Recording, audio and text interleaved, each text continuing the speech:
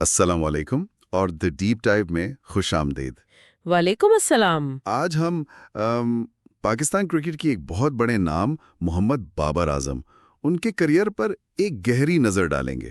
جی، ان کا سفر واقعی ایک رولر کوسٹر جیسا رہا ہے۔ عروج، پھر مشکلات۔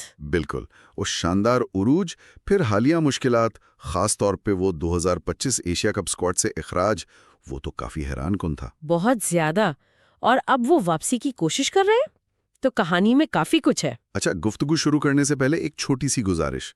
ہم نے نوٹ کیا ہے کہ ہمارے کافی دیکھنے والے ویڈیوز تو دیکھتے ہیں، پسند بھی کرتے ہیں، لیکن شاید سبسکرائب کرنا یا شیئر کرنا بھول جاتے ہیں۔ ہاں بالکل۔ تو اگر آپ کو ہمارا کام پسند آتا ہے تو پلیز اسمارٹ اسکوپ کو سبسکرائب ضرور کریں، وہ جو گھنٹی کا آئیکن ہے اسے بھی دبا دیں، اور کم از کم ایک بار اس ویڈیو کو اپنے دوستوں کے ساتھ شیئر کر دیں تو ہماری بڑی حوصلہ افزائی ہوگی۔ جی، آپ کا یہ چھوٹا سا قدم ہمارے لیے بہت اہم ہے، شکریہ۔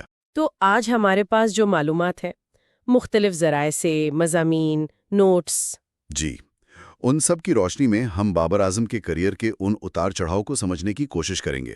مقصد صرف واقعات بتانا نہیں، بلکہ ان سے کچھ گہری باتیں، کچھ اہم نکات نکالنا ہے۔ اور ہاں، ہمارے ساتھ آخر تک رہیے گا، ایک دلچسپ نکتہ ہے آپ سب کے لیے سوچنے کو۔ تو چلیں شروع کرتے ہیں۔ بالکل۔ بابر اعظم کی کہانی کا آغاز ہوتا ہے لاہور سے۔ جی، 15 اکتوبر 1994 کو پیدا ہوئے۔ اور خاندان بھی کرکٹ والا، کزنز، کامران، عمر، عدنان اکمل، وہ سب پاکستان کے لیے کھیلے۔ تو کرکٹ تو جیسے خون میں شامل تھی۔ وہ مشہور قصہ بھی ہے ان کا، بچپن میں قذافی اسٹیڈیم میں بال بوائے تھے۔ جی ہاں، یہ بات اکثر سننے میں آتی ہے۔ وہیں بڑے کھلاڑیوں کو دیکھتے ہوئے شاید وہ خواب بننا شروع ہوا ہوگا کہ ایک دن خود پاکستان کی سبز جرسی پہننی ہے۔ بالکل۔ ان کی ابتدائی کوچنگ رانا صادق نے کی، پھر انڈر 15 کھیلے اور پھر انڈر 19 ورلڈ کپ 2010 اور 2012 میں۔ 2012 میں تو کپتان بھی تھے۔ اچھا، یہ تو ایک اہم بات ہے۔ تو یہ جو ابتدائی سال تھے، خاندان کا پس منظر، اس نے ان کے کیریئر پر کیا اثر ڈالا ہوگا؟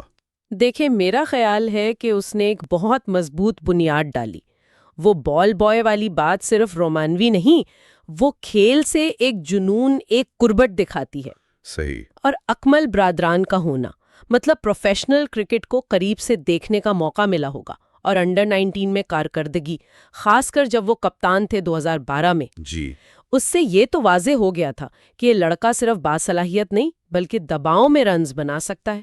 یہ مستقبل کی پہلی جھلک تھی۔ پھر آیا 2015 زمبابوے کے خلاف ون ڈے ڈیبیو، 2016 میں ٹیسٹ اور T20 بھی شروع ہو گئے، اور آتے ہی جسے کہتے ہیں نا، چھا گئے۔ جی ہاں، خاص طور پر وہ UAE میں ویسٹ انڈیز والی سیریز، مسلسل 3 ون ڈے سینچریاں۔ ارے وہ تو کمالی تھا، اس نے تو راتوں رات انہیں دنیا کی نظروں میں لا کھڑا کیا۔ اس کارنامے نے ان کی پہچان کیسے بنائی؟ میرے خیال میں یہ وہ لمحہ تھا جب بابر نے ثابت کیا کہ وہ صرف ٹیلنٹڈ نہیں بلکہ کنسسٹنٹ ہیں، مطلب دباؤ میں مسلسل اچھا پرفارم کرنے والے۔ The consistent class۔ بالکل، یہ کنسسٹنسی ہی ان کی پہچان بنی۔ ان سینچریوں نے انہیں ایک دم سے سٹار بنا دیا، اور تکنیکی طور پر وہ بیٹنگ میں جو خوبصورتی تھی، وہ کور ڈرائیوز۔ جی ہاں، وہ کلائیوں کا استعمال، ٹائمنگ، شائقین بھی خوش، ماہرین بھی۔ اسی لیے تو وہ بابر اعظم دی کنسسٹنٹ کلاس کا لقب ملا انہیں، جو صرف لقب نہیں تھا، حقیقت تھی۔ اور پھر ریکارڈز بننے شروع ہوئے۔ ایک وقت آیا ون ڈے میں تیز ترین 13 سینچریاں بنا ڈالی۔ جی، ICC رینکنگز میں تینوں فارمیٹس میں اوپر آنا، نمبر 1 بننا، یہ سب غیر معمولی تھا۔ یقیناً۔ پھر 2020 میں قیادت ملی تینوں فارمیٹس کی، یہ ایک بڑا اعزاز تھا، لیکن ذمہ داری بھی بہت بڑی تھی۔ بہت بڑی۔ ان کی کپتانی میں سب سے یادگار لمحہ تو وہ T20 ورلڈ کپ 2021 تھا، اور بھارت کے خلاف وہ جیت۔ اوہو، وہ تو تاریخی تھی۔ قوم نے تو جیسے فخر ملت کا درجہ دے دیا تھا۔ بالکل، لیکن کیا کپتانی کا بوجھ وہ ان کی اپنی بیٹنگ پر اثر انداز ہوا؟ دیکھیں، قیادت ہمیشہ ایک، یوں سمجھیں کہ 2 دھاری تلوار ہوتی ہے۔ بھارت کے خلاف جیت بڑی کامیابی تھی، ٹیم کا مورال بڑھا۔ جی، لیکن کپتانی، خاص طور پر پاکستان ٹیم کی، جہاں جذبات اتنے زیادہ جڑے ہیں، وہ بہت ذہنی دباؤ لاتی ہے۔ اور یہ دباؤ کہیں نہ کہیں تو اثر کرتا ہے۔ آپ ٹیم کے اہم ترین بلے باز بھی ہیں، کپتان بھی۔ ان دونوں کرداروں میں توازن رکھنا بہت مشکل ہے۔ تو شاید وقت کے ساتھ اس کا اثر نظر آنے لگا، جی شاید۔ اور یہیں سے کہانی تھوڑی مشکل ہو جاتی ہے۔ تقریباً 2023 کے بعد سے ان کی فارم میں وہ بات نہیں رہی۔ وہ تسلسل غائب ہو گیا۔ جو رنز مشین کہلاتے تھے انہیں رنز بنانے میں مشکل ہونے لگی۔ ورلڈ کپ 2023 میں ٹیم کی کارکردگی بھی اچھی نہیں رہی اور کپتان ہونے کے ناطے سارا دباؤ ان پر آیا۔ اور نتیجہ؟ تینوں فارمیٹس کی کپتانی سے استعفیٰ۔ یہ ایک بہت بڑا قدم تھا۔ یقیناً، اور اسی دوران تنقید بھی بہت بڑھی، خاص طور پر اسٹرائک ریٹ پر، رنز بنانے کی رفتار پر۔ اس فارم میں کمی کی وجہ کیا تھی یہ سمجھنا ضروری ہے۔ کوئی ایک وجہ نہیں ہوتی اکثر۔ کیا تکنیکی مسئلہ تھا؟ ہو سکتا ہے، یا شاید مسلسل کرکٹ اور کپتانی کا ذہنی اور جسمانی بوجھ، یا بس کیریئر کا ایک مشکل دور جو ہر کھلاڑی پر آتا ہے۔ میرا خیال ہے یہ کئی چیزوں کا مجموعہ تھا، لیکن 72 بین الاقوامی اننگز بغیر سینچری کے بابر جیسے کھلاڑی کے لیے یہ واقعی غیر معمولی تھا اور دباؤ کو ظاہر کرتا تھا۔ اور اسی دوران کچھ حلقوں سے وہ باتیں بھی آئیں، خود غرض بیٹنگ، سست رفتاری۔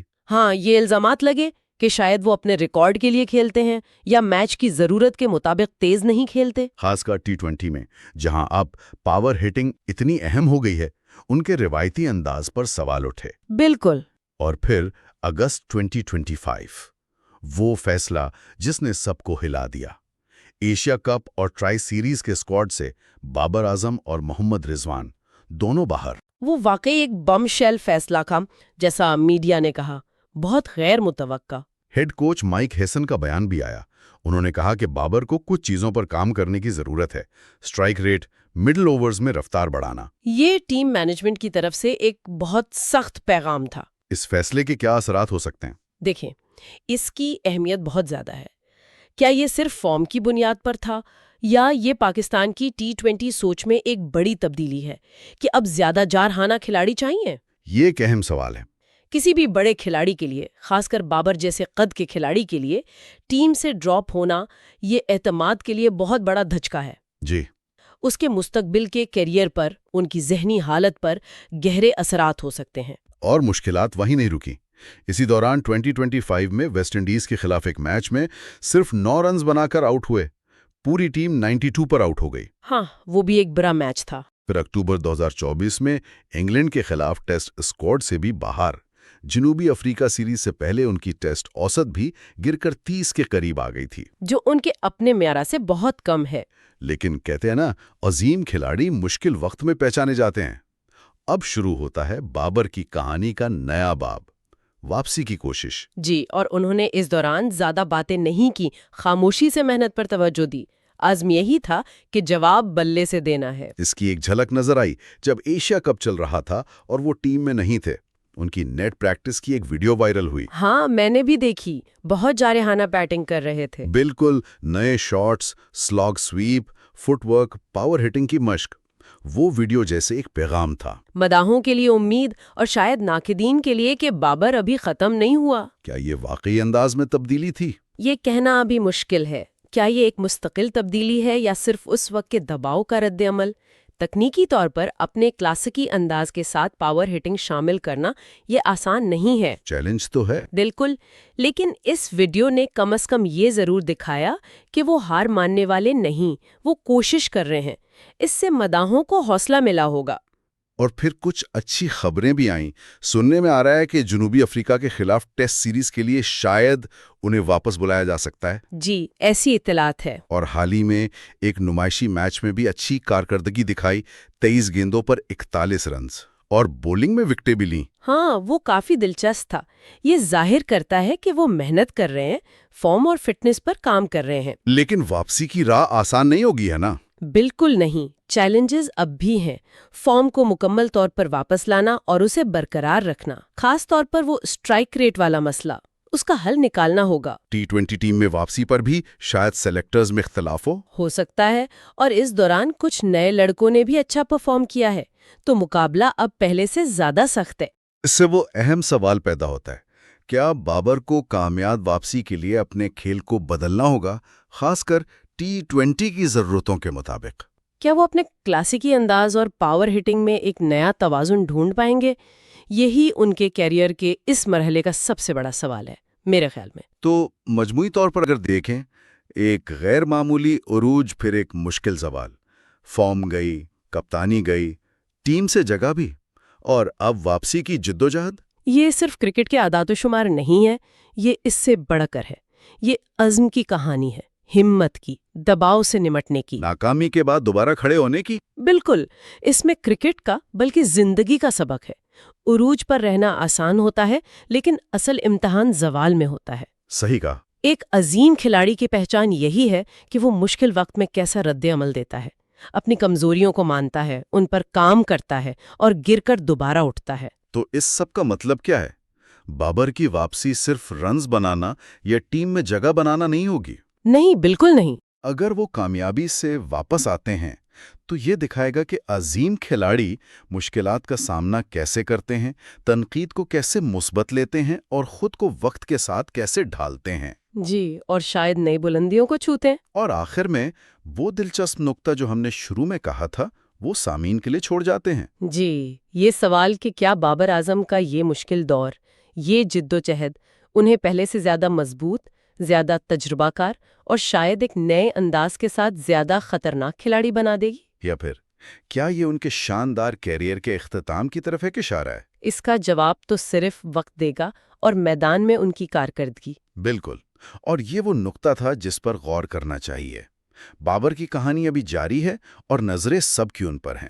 آپ سب کا بہت شکریہ کہ آپ نے وقت نکالا اور یہ گفتگو سنی۔ جی، شکریہ۔ جانے سے پہلے ایک بار پھر یاد دہانی، اگر آپ کو یہ گفتگو پسند آئی ہو تو please smart scope YouTube channel کو سبسکرائب کریں، ویڈیو کو لائک کریں اور اپنے دوستوں کے ساتھ ضرور شیئر کریں۔ آپ کی حمایت ہمارے لیے بہت اہم ہے۔ بالکل، اگلی بار ایک نئے موضوع کے ساتھ پھر حاضر ہوں گے۔ تب تک کے لیے اللہ حافظ۔ اللہ حافظ۔